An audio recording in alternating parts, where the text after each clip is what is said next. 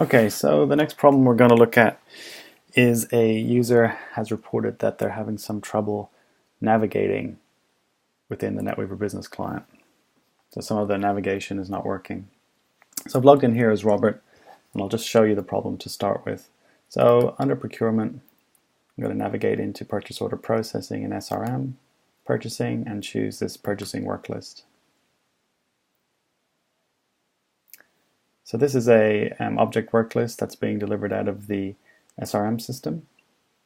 And you'll see that in the table down here there are links which can be clicked. So for example, if I choose one of these purchase requisition numbers and click it, I'm navigated to that particular purchase requisition in the ERP system.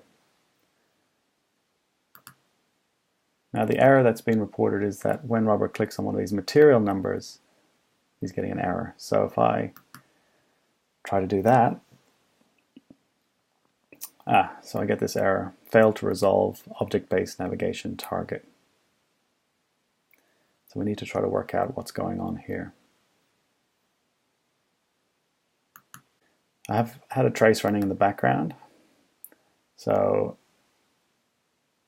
I'll just have a look and see what's been captured in that trace. You'll see this 500 error, and it's tried to do this call to a URL EPCM do object-based navigation. So I'll just have a quick look at that. So it's trying to call this EPCM do object-based navigate. And if we look at what's being passed through here, you can see that it's passing a business object name material and an operation DSP material. Now the way these navigation actions are handled is through the role in the back end. So I'm going to quickly jump into transaction PFCG and show you the particular role we're looking at here. So this is the role that Robert was clicking in. You'll see here the purchasing folder with the purchasing work list that he was working on. Also in this role there's a folder called navigation targets. And if we look at that, folder, you'll see there's 3 items in the folder here. Okay, so the 3 items that are in the navigation targets folder, you'll notice they're actually all set to invisible. And the reason they're there is just for these navigation actions that we're seeing.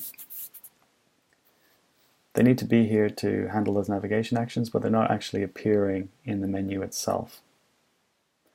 You'll notice there's this display purchase order, and it was there to handle the navigation that we had clicking the purchase order to display that purchase order, and the purchase requisition one is here. So you'll notice that there's no navigation target to display the material. So why don't we go and add one in? So I'll add a new transaction, MM03. I'll make that invisible to stay consistent.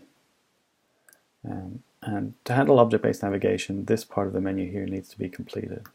So I'm just going to insert some entries here. We know the object type was material, and we know the method ID was DSP material for display material. So I'm going to go ahead and create that. I'm going to leave that blank, and I'm going to save the role.